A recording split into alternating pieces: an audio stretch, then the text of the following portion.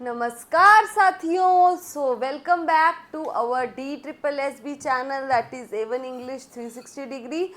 आज आपके लिए लेके आई हूँ मैं थ्योरी क्लास जो कि सभी के लिए रहेगी, LT के लिए, GIC प्रवक्ता के लिए, नेट के स्टूडेंट्स के लिए भी और DSSB के स्टूडेंट्स के लिए भी।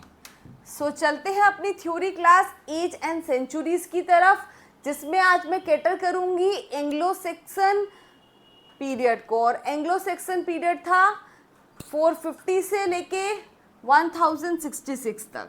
तो आज हमारी है 5th थ्योरी क्लास। स्टार्ट करते हैं एंग्लो सेक्सन पीरियड से। So Anglo Saxon period from 450 to 1066, this age is called as the old or early English period। Old या फिर अर्ली इंग्लिश पीरियड इसको कहा जाता है। कौन सा पीरियड इसको कहा जाता है? Early English period. The period began after the Romans left the Britain. जब रोमन्स ने ब्रिटेन को छोड़ दिया तब ये पीरियड स्टार्ट हुआ। So this was the Europe. Here it was the place Britannia, जहाँ पे रहते थे कौन कौन? सेल्टिक्स और ब्राइटन्स और सेल्टिक रहते थे। बट इन पे ये यहाँ के नेटिव पीपल थे, यहाँ के रहने वाले पीपल थे, नेटिव लोग थे। अब इन पे राज करने कौन आया? इन पे राज करने आए रोमन्स, और यहाँ पे इन्होंने अपना रोमन एम्पायर खड़ा कर लिया। फिलहाल के लिए यहाँ पे कौन राज कर रहा था? रोमन्स। बट जर्मनिक ट्राइब्स, और जर्मन की ट्राइब्स छोटी छोटी भी थी और एक बड़ी ट्राइब्स भी थी, जैसे एंगल्स, सैक्सन्स, जूट्स। फिर वो लोग यहाँ पे पहुँचे एंड रोमन एम्पायर का हो गया पत्ता साफ। And who ruled here? अब यहाँ पे रूल चल रहा था, स्टार्ट हो गया एक 450 के बाद एंगल का और सैक्सन का। So this is called Anglo Saxon empire. ये Anglo Saxon time period start होता है यहाँ से। And these people invaded here and as Angles, जो एंगल्स थे दे वर इन मेजॉरिटी, ये मेजॉरिटी में थे। Therefore the land is named as, जो लैंड थी उसका नाम पड़ गया एंगल लैंड, एंगल्स की लैंड। ठीक है। After that slowly and gradually, Angle बोलते बोलते the name change to England, और नेम क्या पड़ गया? England. Then when we talk about the religion of this time period, so the religion was the Britons। ये जो ब्रिटॉन्स थे, यहाँ पे जो ब्रिटॉन्स रहते थे, ब्रिटॉन्स की जो ये नेटिव हैबिटेंट्स थे यहाँ के, and they use to follow the Christianity as their religion.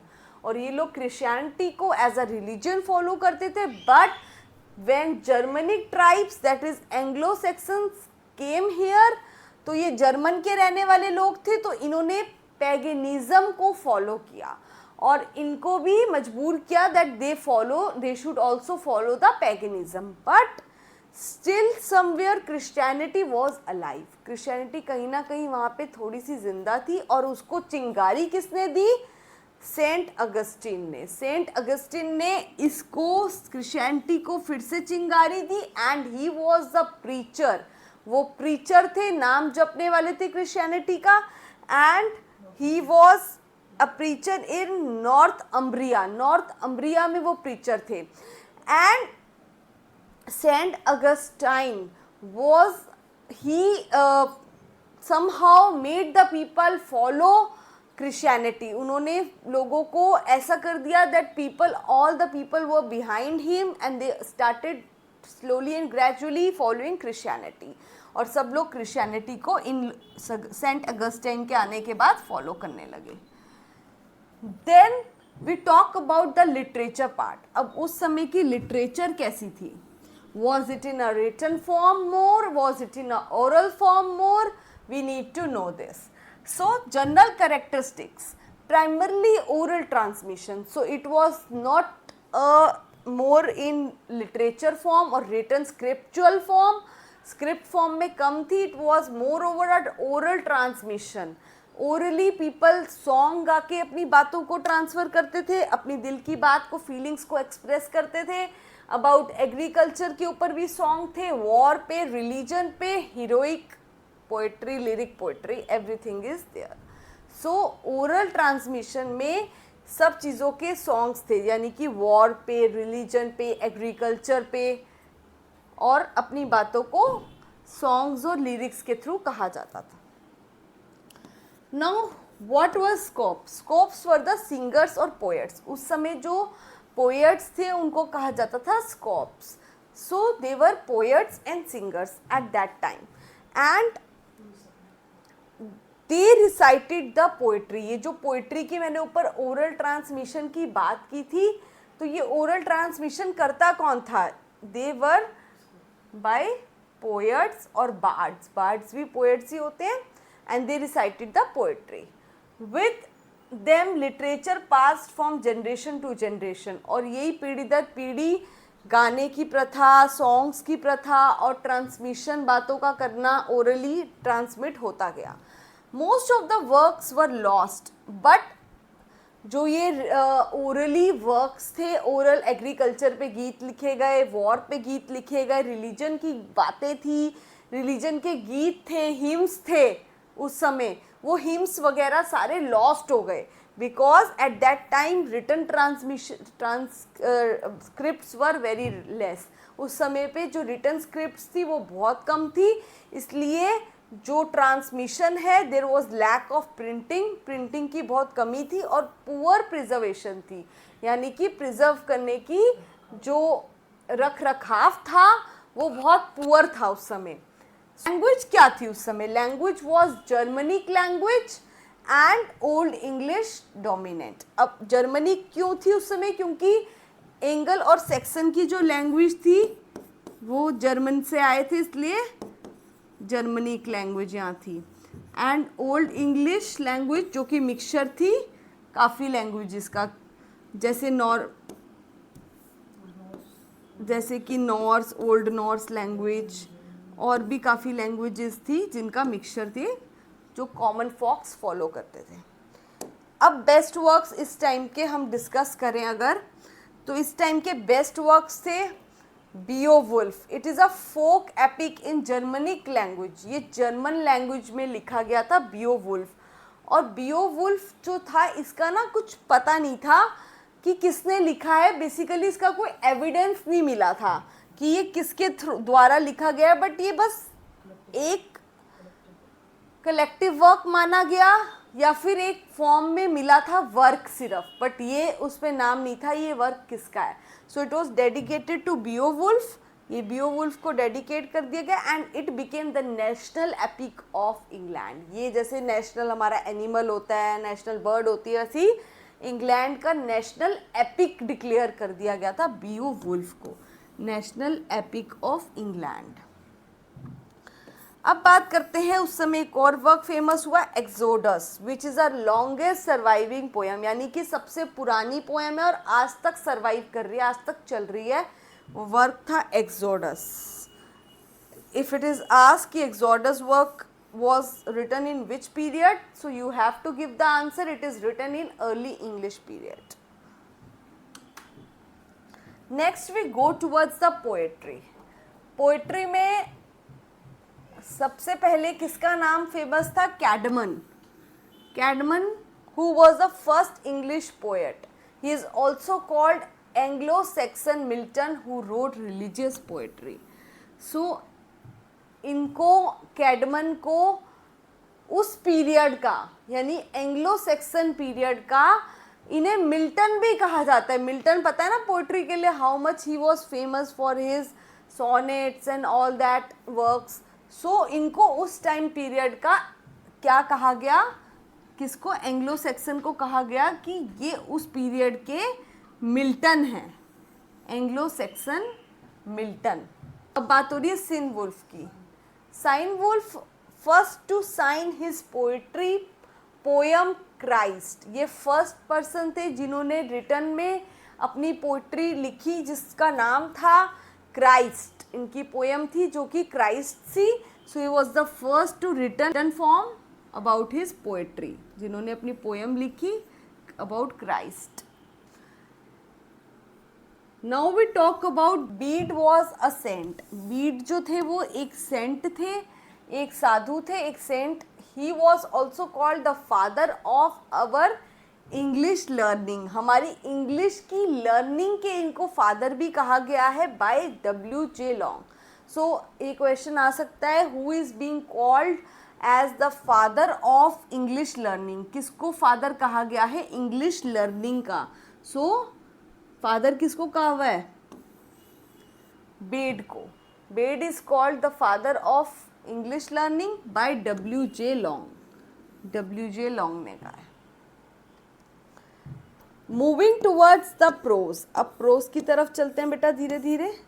Essays और प्रोज मैंने आपको पहले भी बताया था पिछली क्लास में दैट किंग एल्फ्रेड जो थे, he was the great Anglo Saxon king. वो एक ग्रेट एंग्लो सेक्सियन किंग थे and who translated Latin chronicles into prose. इन्होंने क्या किया था कि जो लैटिन भाषा के क्रॉनिकल्स थे उन सब क्रॉनिकल्स को इन्होंने कन्वर्ट किया किस में? इनटू द प्रोज और एसे फॉर्म। इन्होंने सारे क्रॉनिकल्स को प्रोज या एसे फॉर्म में कन्वर्ट कर दिया। इसलिए किंग एल्फ्रेड का काफ़ी नाम जुड़ता है फॉर द प्रोज और इसलिए इनको कहा जाता है father of English prose. King Alfred is being called as father of English prose. इनको क्या कहा जाता है? Father of English prose because of his dedication towards converting chronicles into prose. इन्होंने क्रॉनिकल्स को प्रोज के अंदर कन्वर्ट किया था। Now we talk about Aelfric. He was a priest. एक प्रीस्ट थे चर्च में and wrote sermons, poetic prose. He started writing sermons, poetic proses. He played a vital role in monastic revival and education, promoting vernacular English. So इन्होंने काफ़ी ज़्यादा education को promote किया था। ये प्रीस्ट थे, एजुकेटेड थे एल्फ्रिक बहुत ज़्यादा, एंड एजुकेटेड होने की वजह से ही spread and promoted the education vernacular English को। खासकर इन्होंने वर्नाकुलर इंग्लिश को काफ़ी प्रमोट किया as a medium alongside Latin, यानी कि एक मीडियम की तरह प्रमोट किया कि इंग्लिश एक मीडियम बन सकता है for sharing, for oral transmission, for works. So he helped a lot Aelfric in promoting the education of vernacular English. Vernacular English को काफ़ी प्रमोट किया उन्होंने. Note, the Vikings raid in England in 1793 and remain till 1066. जो मैंने आपको time period बताया था कि जो टाइम पीरियड था 450 से 1066 के बीच में. सो इसके बीच में एक टाइम पीरियड था जिसमें 1793 में कौन आए थे बीच में? वाइकिंग्स. वाइकिंग्स का भी कुछ समय इन्वेजन हुआ वहाँ पे और वहाँ पे रूल रहा वाइकिंग्स का इन इंग्लैंड इन 1793 और ये रहे 1066 तक इन इंग्लैंड. सो इस टाइम पीरियड के बीच में हमें पूछा जा सकता है इन 1793 क्वेश्चन आ सकता है कि हु इन्वेडेड इन इंग्लैंड. 1793 में भी एक ट्राइब थी जिसने इंग्लैंड में इन्वेड किया था and that tribe was Vikings. Vikings आए थे इंग्लैंड में. सो this period lasted in 1066 with the Battle of Hastings. William the Conqueror of Normandy defeated King Harold, the last Anglo-Saxon king. अब जो लास्ट एंग्लो सैक्सन किंग थे उनका नाम क्या था? King Harold. ठीक है. सो किंग हैरोल्ड उनका नाम था जो लास्ट एंग्लो सैक्सन किंग थे. एंड उनको डिफीट किसने किया? उनको किसने हराया था? The conqueror of Normandy. Normandy यानी फ्रांस के जो कॉन्करर थे उन्होंने हरा दिया एंग्लो सेक्सन किंग को, एंड अब यहाँ पे एंग्लो सेक्सन की जगह कौन आके बैठ गए थे? फ्रांस की नॉर्मन ट्राइब जो नॉर्मेंडी से आई थी। ठीक है, तो यहाँ पे रूल शुरू हो गया एंग्लो नॉर्मन का। किसका रूल शुरू हो गया? एंग्लो नॉर्मन का rule. After being defeated by, किससे डिफीट हो गए थे? द कॉन्करर ऑफ नॉर्मेंडी ने डिफीट किया था किसको? किंग हेलॉट को।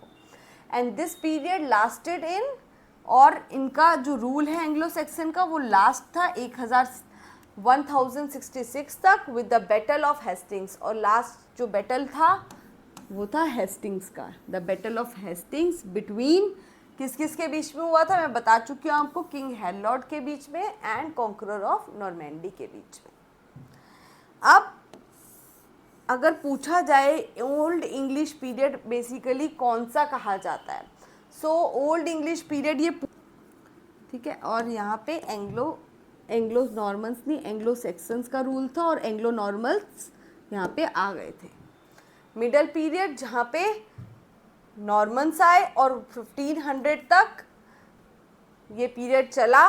बीच में यहाँ पे 1340 में कौन आया? चौसर, और चौसर का टाइम पीरियड था 1400 तक। बट हम 1500 तक मानते हैं कि पोस्ट चौसेरियन पीरियड रहता है। कहाँ से? 1400 से 1500 कौन सा पीरियड है? Post चौसेरियन period. सो अगर हम अब लैंग्वेज में बात करें तो लैंग्वेज का आपको क्रम पूछा जा सकता है कि सबसे पहले लैटिन लैंग्वेज आई, जो कौन लेके आया? रोमन्स की लैंग्वेज थी। उसके बाद जर्मन लैंग्वेज आई जो जर्मन्स एंग्लो नॉर्मन्स लेके आए, ठीक है, एंग्लो सेक्सन्स लेके आए। उसके बाद ओल्ड नॉर्स जो कि कौन लेके आए? वाइकिंग्स। उसके बाद फ्रेंच लैंग्वेज जो कि नॉर्मन्स लेके आए। आफ्टर दैट इन सब का ब्लेंड बनी कॉमन फॉक्स की language, that is English as a general language. So this is all for today. You can join me on A1 English 360 degree